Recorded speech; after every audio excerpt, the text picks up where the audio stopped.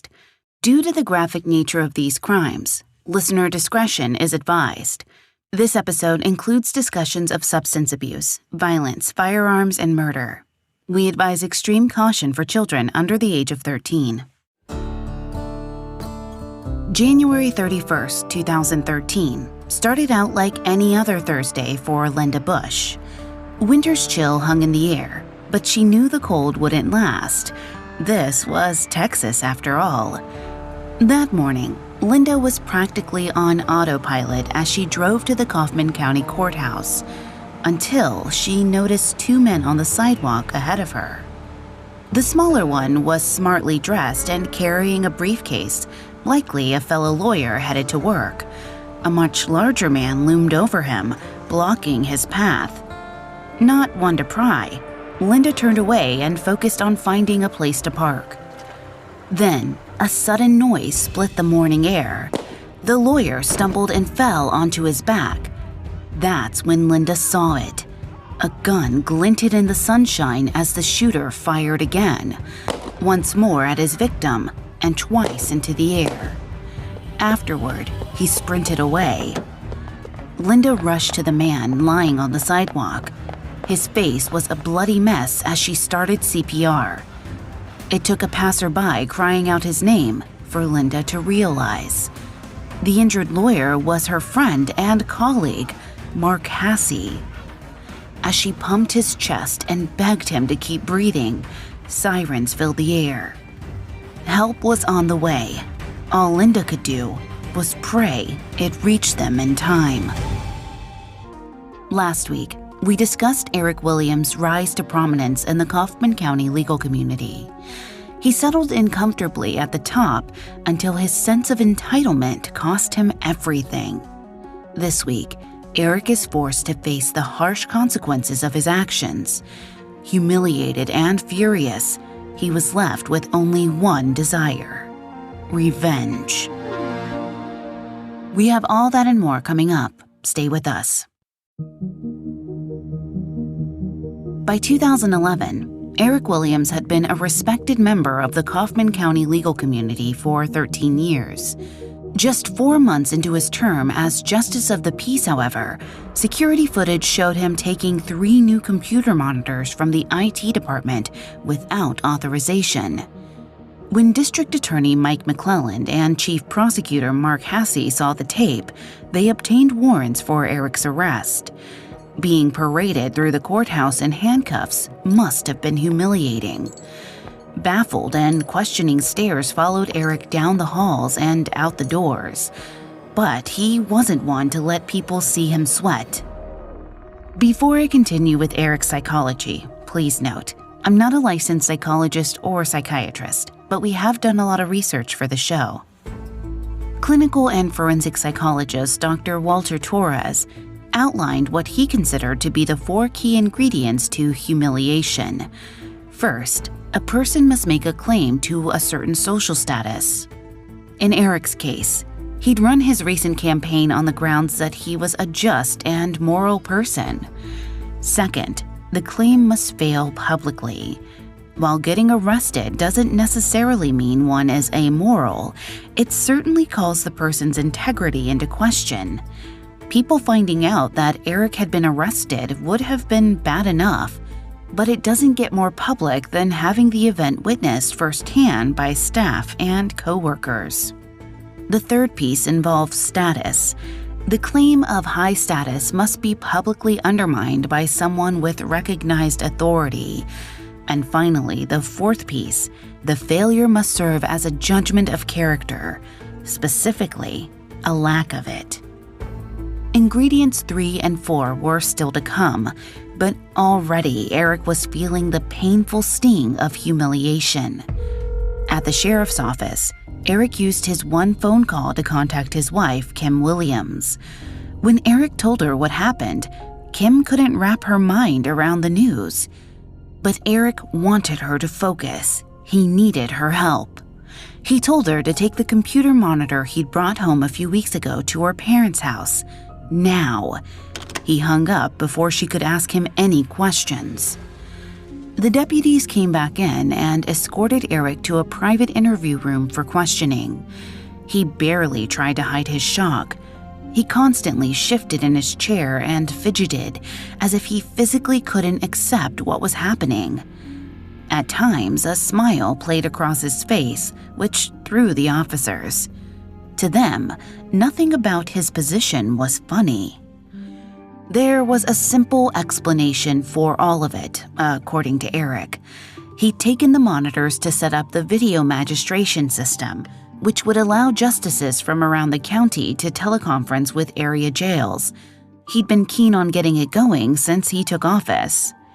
During the search of Eric's office at the courthouse, deputies identified 2 of the 3 missing monitors. One was out in the open on Eric's desk. The other was in the back seat of his truck, tucked under a blanket. When asked about the 3rd monitor, Eric was vague. He said he didn't remember a 3rd one, so maybe he'd put that one back. The running theme of his response was that he simply couldn't believe he'd been arrested over this. Employees of the courthouse were allowed to go fetch toilet paper when they needed it. No matter how the deputies framed it, Eric couldn't see how this was different, or why he hadn't simply been asked to return the monitors without any legal action. The questioning went on for hours, not really getting anywhere. The authorities asked Eric to sign forms, giving consent for his private office and home to be searched before booking him. Luckily, Kim had already returned from depositing the 3rd monitor at her parents' house when deputies arrived. She let them in and watched as they looked around, leaving empty-handed. Eric's personal attorney bailed him out, and he was home not long after the officers left. Finally, Kim could ask him what in the world was happening. Eric maintained his incredulous act. In a perfectly believable tone, he told her that he couldn't figure out why everyone thought he'd stolen those monitors. The next day, his arrest made the front page of the Kaufman Herald. Eric held a meeting with his staff back at the courthouse, assuring them it was all a misunderstanding. In his words, he'd simply stepped on the wrong toes. Reading the story in the paper, many local lawyers and judges might have thought the same. To some people, it looked like the new DA was overreacting to a simple mistake. The phrase political witch hunt was thrown around. Maybe, the public wondered, this was about something more personal. The Kaufman County legal community was a small world. Mike and Eric had known each other for many years by this point, and their history wasn't exactly rosy. Mike had run for the district attorney position once before in 2006. Not only had Eric publicly supported his opponent, he'd published a letter in the paper calling Mike's character into question. Mike's friends knew that he set the blame for his loss squarely on Eric Williams' shoulders. But the next time Mike ran, Eric was too busy with his own race to meddle. So, in 2010, Mike McClellan's dream of becoming Kaufman County's district attorney came true. And he wasn't the only newbie in the office. Mark Hasse had been hired just 3 months before Mike's win. He was a highly experienced and respected criminal prosecutor from Dallas. The 2 men hit it off from the start. They were often found swapping stories in each other's offices. Despite earning the job as the district's top criminal prosecutor, Mike's background was in defense law, so he came to rely on Mark's expertise. And Mike deferred to Mark again in Eric's case, to a degree. While Mike practically salivated at the chance to nail Eric Williams, Mark wasn't nearly as excited. There wasn't any hard crime to speak of in a town like Kaufman, but Mark was used to going after bigger fish. A JP taking monitors without asking was, in his opinion, a glorified misdemeanor. In June, Mark persuaded Mike to let him offer Eric a deal. It was less about mercy and more about getting the whole thing over with. If Eric pled guilty to a Class A misdemeanor, abuse of office, the only thing it would cost him was the JP position. He'd no longer be a judge, but he could at least continue to practice law. He thought it was a fair offer considering the evidence. Mike even called Eric's former boss and mentor, Judge Glenn Ashworth, to get him to convince Eric to accept. If the case went to trial, he could face harsher consequences. The monitors were worth less than $600 combined. For a regular citizen, the offense would have been a misdemeanor. For someone in public office, the charge automatically became a felony and would result in Eric being disbarred. Judge Ashworth tried to explain this, but Eric never cared much about the judge's opinion, and this was no exception. He wasn't swayed by the DA's bargain. In fact, he had a proposal of his own. He'd pay back the $600 and step down from the judgeship, but refused to plead guilty to anything. Neither the DA or the chief prosecutor could believe the audacity. Mark's resolve, which had been waffling for weeks, suddenly hardened. Within days, Eric was indicted on the charge of felony burglary of a building by a public official.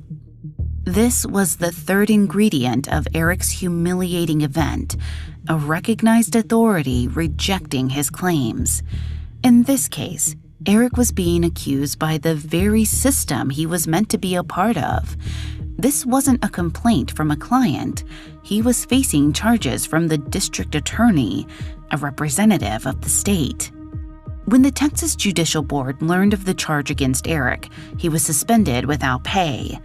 But even after all that, Eric maintained that he hadn't done anything wrong. He told anyone who would listen that the monitors had always been for the video system. He was just trying to improve county services. Most people truly believed him, even if they didn't agree with how he'd gone about things. That wasn't going to be much help inside a courtroom, though. Over the course of the summer of 2011, Eric and his attorneys prepared for trial. Needless to say, Eric was stressed. He tried not to think about what might happen if he lost, but he was a planner by nature. He asked himself what type of work was out there for a disgraced, disbarred felon. The future was bleak. And the present wasn't much better. Money was running out fast. Kim's meager monthly disability checks weren't enough to live on. Payments trickled in from the private cases Eric had been working before the JP job, but those would run out soon. Eric claimed that on top of everything else, the county was withholding $10,000 in fees. Kim's heart broke for her husband. She knew he was a hard person to get along with, but as she saw it, Eric's livelihood was being purposefully destroyed simply because local officials didn't like him, and she couldn't forgive that. It was hard to believe it wasn't personal, especially the way Mike and Mark reportedly carried on at the courthouse. The topic of Eric came up at nearly every prosecutor's meeting. The pair seemed highly aware that public opinion was against them, and they were on the defense. Eric's attorneys quickly caught wind of how the prosecutors talked about Eric around the office. With the entire establishment working against them, the defense hired a private investigator to re-interview key witnesses. In December of 2011, the investigator was working in the courthouse when she ran into Mark Hasse. He sat down with her on a bench in the hall and started chatting. Mark seemed to really love hearing himself talk. Without missing a beat, the investigator secretly turned on her recording device and happily listened. Over the course of the 3-hour conversation, he called Eric a thief, a massive gun nut, and a narcissistic goofball. These comments were transcribed and sent to the defense team, including Eric. His rage constantly simmered below the surface, but he could feel himself growing furious as he read Mark's words. Eric already didn't like these guys. Now, his feelings morphed into pure hate. Coming up, Eric reaches rock bottom and things take a deadly turn. 44-year-old Eric Williams had never been friendly with District Attorney Mike McClelland or his chief prosecutor Mark Hasse. But his dislike was rapidly transforming into hate. Mike and Mark were the ones who cost Eric his job, and now it looked like they wanted to bring him down completely. His rage grew at a frightening pace. After months of preparations and pretrial motions, Eric's day in court finally arrived on March 19, 2012. The room was packed with spectators. It seemed nearly every local attorney was curious what both sides would argue. Eric's wife, 45-year-old Kim Williams, wanted to be there to show her support, but Eric insisted she stay home. Most people knew her health had been failing for many years. At this point, she rarely left the house at all. Eric hoped they'd feel sorry for him if they thought Kim couldn't make it because she was bedridden. It would have taken a lot more than sympathy to outweigh the prosecution's evidence, however. When they played the security footage of Eric carrying the monitors out of the IT department, the case was pretty much over. The jury deliberated for less than 4 hours before coming back with their guilty verdict. Throughout the proceedings, Eric sat at the defense table with his usual nonchalance. Even during intense situations, he was unreadable. But when the verdict came down, one spectator thought they saw a tear in his eye. With the guilty verdict, the fourth and final ingredient of humiliation was added to the mix. As Dr. Torres explained, this last step involves a judgment of character. Eric claimed to be an upstanding guy, a man who could be trusted with a judgeship. This verdict flew directly in the face of that. Eric was not the good person he claimed to be. Throughout the trial, Mark had labeled Eric calculating, manipulative, and even evil. The jury's decision put the stamp of approval on all of it. In June 2012, on top of losing his judgeship and law license, Eric was given 2 years of probation and 80 hours of community service. He was also ordered to pay a $2,500 fine. His lawyers might have been happy he'd avoided jail time, but Eric was furious. He'd been thoroughly defeated, publicly humiliated. There was nothing left for him to do now but retreat and lick his wounds. At least, that's what he let everyone think. Eric knew the moment of rest would be temporary. He just needed time to finish plotting his revenge. But for the people at the DA's office, the verdict was a massive win. Mike and Mark could often be heard bragging about their victory in the courthouse hallways. Mike declared that taking Eric's law license was the best thing he'd done in office. Eric was well aware of how Mike and Mark felt. It was all over the local papers. One publication quoted Mike as saying he wasn't happy that Eric got probation. He was hoping to send him to jail. The media brought Mike's words straight to Eric's home, which he hardly left anymore. Now that he too had nowhere else to be, Eric and Kim were holed up there nearly 24/7. At some point, Kim noticed he started taking antidepressants. Most days, Eric just sat around the house watching TV or playing games online. The same things that had been filling Kim's days for years. But they couldn't both go on like that. Money was already a problem before the conviction. Now that his paycheck was gone, the situation was desperate. Kim tried to encourage Eric to look for new work, but he wouldn't do it. Instead, he fixated on appealing the decision. He didn't need a new job. He just needed to get his old one back, no matter what it took. Despite the financial stress, Kim was sympathetic. She believed her husband when he said Mike and Mark had set him up. One afternoon, they went to visit Eric's parents, and Kim suddenly couldn't contain her own anger anymore. She raged about suing the city for what they'd done, declaring, "We're going to own Kaufman County." Eric had said little during that trip, But it's safe to guess he felt the same. In the months after the trial, his fury only grew stronger. By the end of the summer, Kim and Eric had completely depleted her retirement accounts. Their friends and family were worried, but Eric rejected all offers of help. Meanwhile, they were down to their last $30,000. The financial pressure made Eric desperate to get his career back, yet even as his desperation and anger festered, he maintained his calm facade. According to psychiatrist Dr. Lance Dotis, power over one's emotional state is a central component of narcissism, which isn't to say people with narcissistic tendencies don't have feelings, they just keep a tight leash on them. Eric definitely kept his emotions under wraps usually, but experiencing a psychic trauma like humiliation can lead to depression and anxiety, and this sense of helplessness is a trigger for narcissistic rage.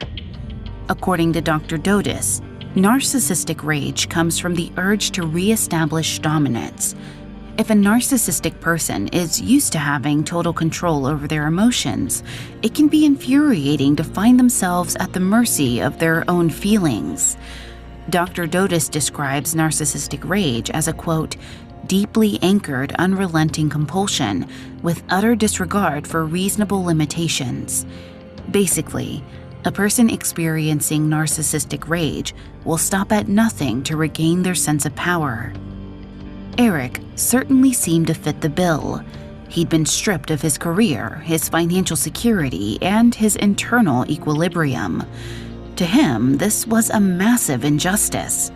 He didn't just want to get his old life back, he needed to, and that meant destroying everything and everyone in his way. Eric had been mulling over the targets of his revenge for months. Now he was starting to think about a real plan of attack, and Judge Ashworth was at the top of his list. Eric didn't feel his former mentor had done nearly enough to help him during the trial, or when Judge Early Wiley, also on the list, took over his CPS cases. The judge lived just across a field from the Williams house. Eric described in detail his plan to sneak over in the dead of night and cut through the fence with bolt cutters. Once he had access to the house, Eric would shoot Ashworth with a crossbow, then gut him and pour napalm into his stomach. Kim didn't enjoy hearing Eric's gruesome fantasies, but she certainly understood his anger. She didn't think he'd actually go through with any of it. Even when he came home one day with a new crossbow, she rationalized it away. After all, he was always buying new weapons. For weeks, murdering Judge Ashworth was all Eric wanted to talk about, and then, seemingly without cause or explanation, his attention shifted to Mark Hasse. Again, he dove headfirst into designing the perfect crime. He took Kim with him to scout Mark's home, thinking that maybe he'd shoot the man on his own doorstep. Sitting in the car with him that day, Kim might have started to realize how serious Eric really was. Around this time, Eric received the official letter from the state bar that ordered him to turn over his law license. If he'd been looking for something to seal the deal on his murderous plot, he had it. Freshly furious, Eric told Kim that she would help him kill Mark. She tried to refuse, but he wasn't asking. She was his wife, he reminded her. Maybe that was when Kim remembered how close she'd come to no longer being Mrs. Eric Williams. Her fear of losing him clouded her mind, along with the opioid painkillers she'd been taking for years. That was another thing Eric had taken control of. Since the trial, he'd been picking up Kim's prescriptions and doling out the doses. Her days started to bleed together. The more incapacitated she became, the more she relied on Eric to help. He was the one making all the decisions. Kim was trapped. The more Eric thought about it, the more certain he became that he couldn't stop with Mark Hasse. As long as Mike McClellan was around, Eric stood no chance of getting back on the judiciary. So, he decided he'd kill them both.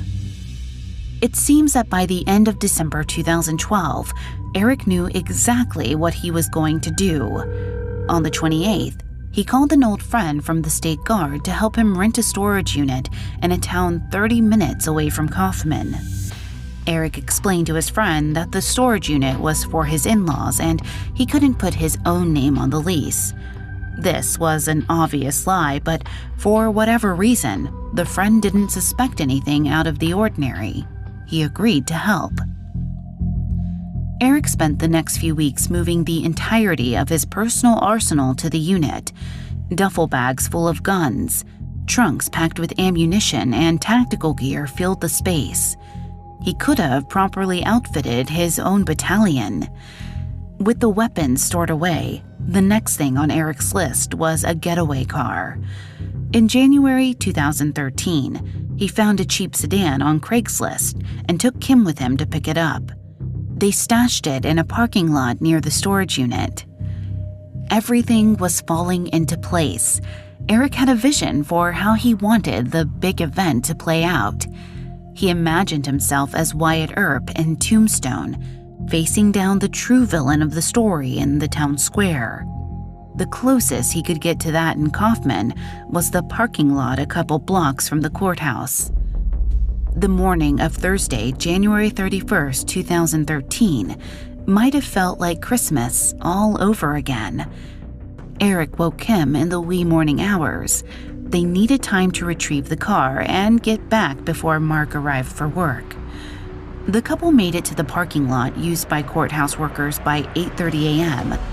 Kim was driving, but Eric was in complete control.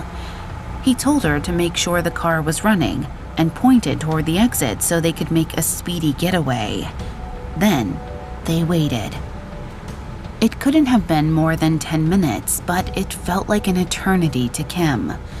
Though she was physically present, she wasn't at all excited by what was about to happen. By contrast, Eric was exhilarated. The moment he spotted Mark's truck, he leapt from the sedan. He walked right up to Mark on the sidewalk and shoved him. Mark seemed ready to fight back until Eric raised his revolver. Mark Hassey's final words were, "No, no, please, please, no." Eric shot him in the head at point-blank range. Before anyone on the street had time to react, he ran back to the car and yelled for Kim to drive. Coming up, Kaufman County prosecutors find out that Mark Hassey's murder was just the beginning. Now, back to the story. On January 31st, 2013, 45-year-old Eric Williams shot Chief Prosecutor Mark Hassey mere steps away from the Kaufman County Courthouse. As Eric's wife, 46-year-old Kim, drove them away, Mark lay bleeding in the street. Within minutes, bystanders had begun CPR and called 911, but he died from his injuries before the ambulance arrived. The EMTs were still attempting to revive Mark when Kim and Eric made it back to their storage unit. Parking the getaway car inside, Eric cleaned it of any fingerprints. Then he tidied himself, changing out of his all-black assassin's costume. The pair made it back home before 10 a.m. Kim took a Valium and went back to bed while Eric eagerly turned on the news. He settled in for the show while the rest of Kaufman erupted in chaos. Within 2 minutes of the shooting, the courthouse and most of downtown had gone into lockdown. Meanwhile, it was all hands on deck in the streets as beat cops and investigators started the manhunt. When someone told DA Mike McClellan the victim was Mark Hassey, he knew exactly who they were looking for. He told the sheriff that the assailant had to be Eric. The authorities couldn't deny the possibility and sent men to the Williams house. About a half hour after Eric and Kim returned home, there was a knocking on the front door. Eric checked and saw 5 sheriff's deputies and a constable he recognized from the courthouse. He knew he'd be a top suspect, but probably hadn't expected them so early. Eric had thrown on an old sling before he opened the door. He told the officers he'd recently had rotator cuff surgery. When asked for his whereabouts, he said he'd been out picking up prescriptions for his wife. Officers swabbed his hands for gunshot residue and looked around, but they found nothing. After the police left, Eric told Kim about his inspired move with the sling. He was sure he'd gotten away with it, telling her they wouldn't be back to question him anymore. With Eric seemingly ruled out, investigators didn't have much else to go on. Witnesses had conflicting and vague descriptions of the car. There was consensus that the killer got into the passenger seat, so he had an accomplice. The lack of shell casings meant the murder weapon was likely a revolver, but making a match would be tough. Theories included everything from old defendants with a grudge to the Aryan Brotherhood, but nothing seemed to stick for very long. As word spread that a prosecutor had been targeted, multiple departments joined in on the hunt. Soon, state and even federal investigators were searching for Mark Hassey's killer. At some point in the day, Mike stepped out to give a statement. In his black cowboy hat and full white mustache, the DA looked more like Wyatt Earp than Eric ever could. He told the cameras he hoped whoever did this was watching him. Knowing exactly who he was talking to, Mike said he was confident he would find the killer. We don't know for sure that Eric saw this broadcast. He couldn't get enough of the media coverage though, so it's likely he did. But it only would have hardened his resolve to finish the job he'd started. He just had to wait for the heat to die down.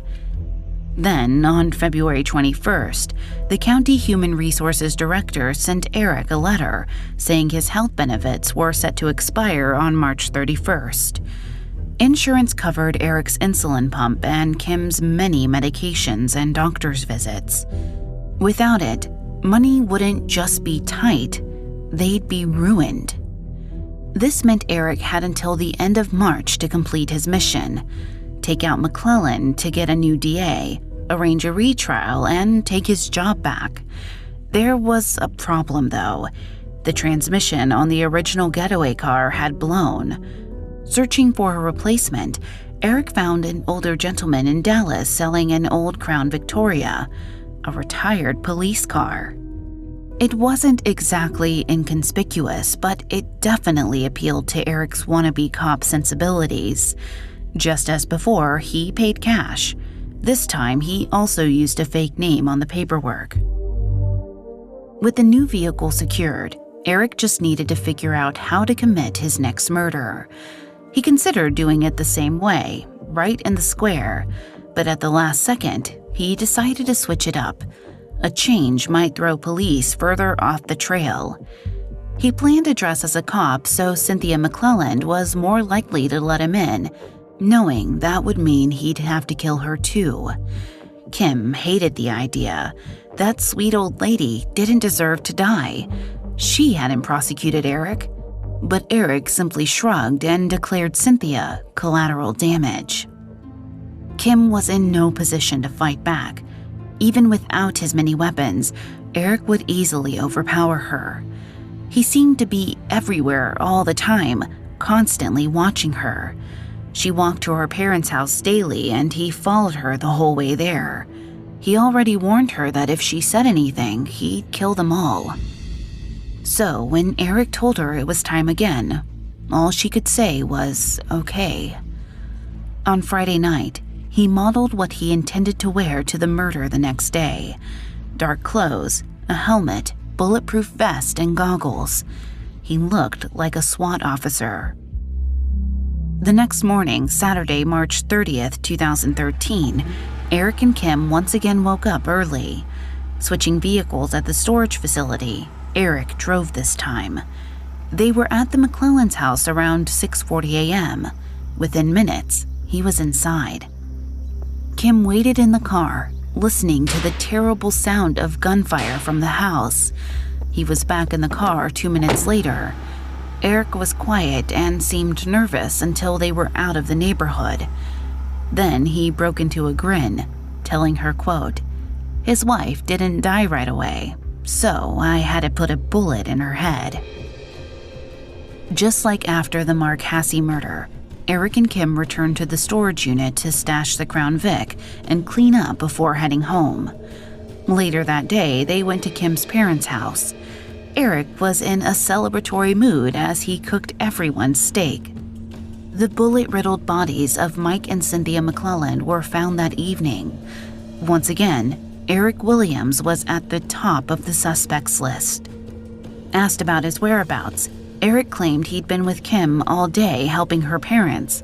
They tested his hands again for gunshot residue, but Eric told them he hadn't fired a gun in 2 years.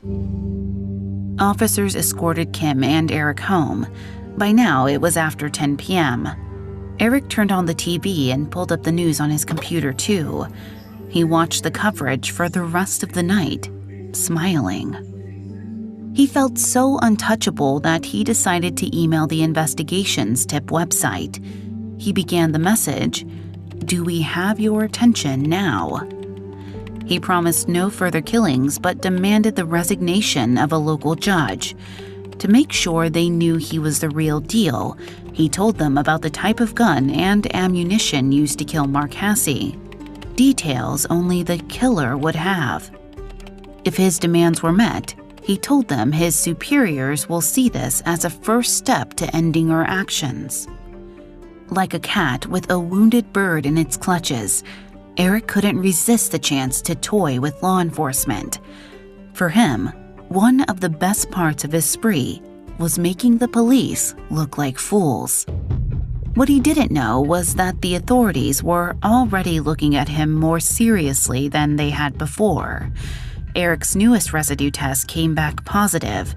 In other words, he had fired a gun or handled one that had been fired recently. Investigators sent officers to talk to Eric at his home with a hidden recording device. As the men looked around and chatted, they saw gun parts all over his house belonging to an AR-15, the exact type of gun used to kill the McClellans. It was enough to get them a search warrant for Eric's home. Officers and agents swarmed the place. Next to Eric's computer was a slip of paper with the user ID for the anonymous tip website that matched the messages from the killer. At 12:30 a.m., April 13, 2013, Eric Williams was arrested for making terroristic threats. His bond was set at $3 million. It was basically a stopgap measure to get him in custody while police continued to search for evidence. The next day, investigators received a call from the friend who had rented Eric's storage unit back in December 2012. There, they found his arsenal of weapons, including guns he had supposedly sold. None of them turned out to be the murder weapons from either the McClelland or Hasse cases. Still, officials were confident they had enough to bring capital murder charges. Shortly afterward, Kim was brought into the sheriff's office for questioning. She had been taking extra medication to settle her nerves after the murders, and was even more groggy than usual. When deputies led her to an interview room, she didn't think to ask for an attorney. After hours of non-stop interrogation, Kim finally broke. She confessed to everything, including the fact that she was terrified of Eric. She just did what he told her, afraid he'd hurt her otherwise. Her claims were taken with a grain of salt. Texas has a law that states any person knowingly participating in an act that leads to murder is just as guilty as the killer. Kim was also booked and charged with capital murder. In jail, she was taken off the opioids she'd been on for years. With time to herself, free of Eric and the drugs, she finally found clarity. Rather than relief, the gravity of the situation crashed down on her. 3 people were dead because she hadn't stopped her husband. Guilt and shame soon turned to anger. Eric had dragged her into this mess, and she knew now that ultimate responsibility lay at his feet. She was determined to force him to face justice. Prosecutors decided to separate the charges. They would try Eric for the murder of Cynthia McClelland first. That way, if anything went wrong in court, they'd have 2 more chances to convict him. In December 2014, the trial went exactly as they hoped. The jury came back with a guilty verdict. During the punishment phase, prosecutors sought the death penalty, which was where Kim's testimony came in. Sitting on the stand in her black and white prison uniform, Kim told them everything she knew. She revealed that Eric planned to kill at least 2 more people if he wasn't caught. Her words sealed Eric's fate, and he was sent to death row. As of 2019, Eric was still filing appeals in his case.